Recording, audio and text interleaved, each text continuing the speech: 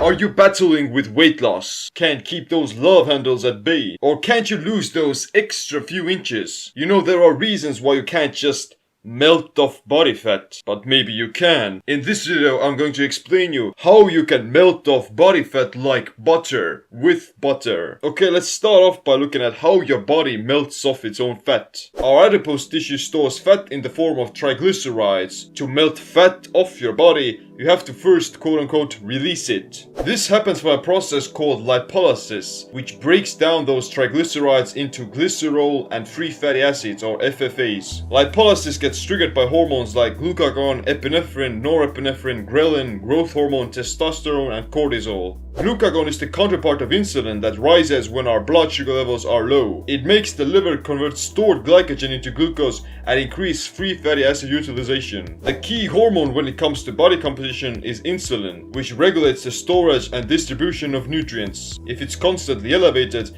then we won't be able to burn fat and will actually be more prone to depositing it. Insulin gets released in response to rising blood sugar levels so that it could bring it down to normal. This happens by consuming high amounts of carbohydrates, very little by lean protein, and not at all by fat. High carb diets make lipase, the enzyme involved in breaking down body fat, almost completely inactive. By triggering insulin, you put a halt to burning fat for the rest of the day and possibly even the next one to come. Therefore, the secret to melting off body fat is to keep insulin levels low and restrict carbohydrate intake. And the ability to melt off body fat and use it for fuel isn't useful only for battling obesity or some illnesses. It's not about just weight loss, but it's a very useful nutritional trick. The difference between burning sugar and burning fat is that you'll be using your own adipose tissue and you'll gain more energy from it. When your liver glycogen stores get depleted, you increase glucagon and lipolysis by starting to produce more ketone bodies. After a while, you enter a state of nutritional ketosis in which you're using your own body fat for fuel instead of glucose. This can happen after fasting for 2 to 3 days or by following a low carbohydrate ketogenic diet. When you're in ketosis, you'll be literally taking your own body fat and converting it into energy. To lose weight, you would still have to be in a negative energy balance. But this is so easy to do on a ketogenic diet. Eating fat triggers a hormone called CKK, which tells your body that you're full. It gives the brain immense amounts of long-lasting energy and keeps it satiated. The foods eaten on a ketogenic diet are based on primarily fat, moderate protein, and virtually zero net carbohydrates. This will prime your metabolic machinery to preferring fat and ketones for fuel. But isn't fat unhealthy? Definitely not. Saturated fat and cholesterol have been villainized for decades, but all in vain. They're essential nutrients for healthy cell membrane, cognitive performance, and hormone production. Cholesterol is produced by your body every single day, and it's mostly comprised in the brain. When you're in ketosis, your biochemistry will be completely altered. You'll be using that saturated fat for fuel instead of clogging your arteries with it. Fat is unhealthy and dangerous only when eaten with high amounts of carbohydrates and sugar. And of course, vegetable oils and trans fats are more inflammatory than butter or coconut oil.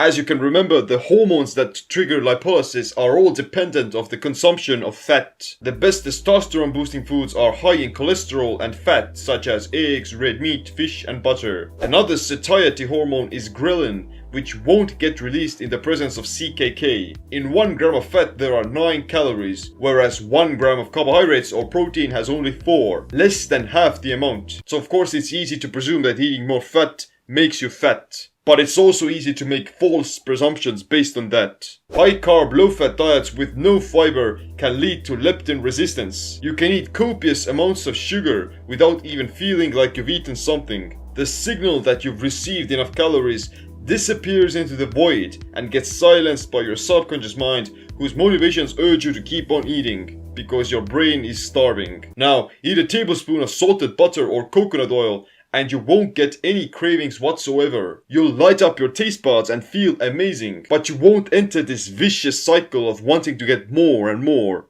Fat feeds your brain and keeps it nourished. The foods eaten on a ketogenic diet will keep you satiated and extremely satisfied. Protein, fibrous leafy green vegetables, and healthy fats will give you more energy and keep you full. But for me, the ketogenic diet isn't about losing weight or staying ripped or anything like that. It puts you into a fat burning mode by default. Ketones are premium quality jet fuel that give you more energy than sugar does. They also have great performance enhancing benefits for both your muscles and cognition. If you want to melt off fat fast and easily, then keto is the way to go, but it shouldn't be your main reasons for trying it out. The ketogenic diet shouldn't be a quick fix. It should be done as a long-term thing because you'll reap all the benefits of proper keto adaptation after several months. If you want to learn more about the ketogenic diet and how to start it the easy way, then check out my book called Simple Keto. But if you're already doing the ketogenic diet and want to take it to the next level, then get my Keto IF program that combines the ketogenic diet with intermittent fasting. Thanks for watching. Make sure you click the like, subscribe, notification bell as well.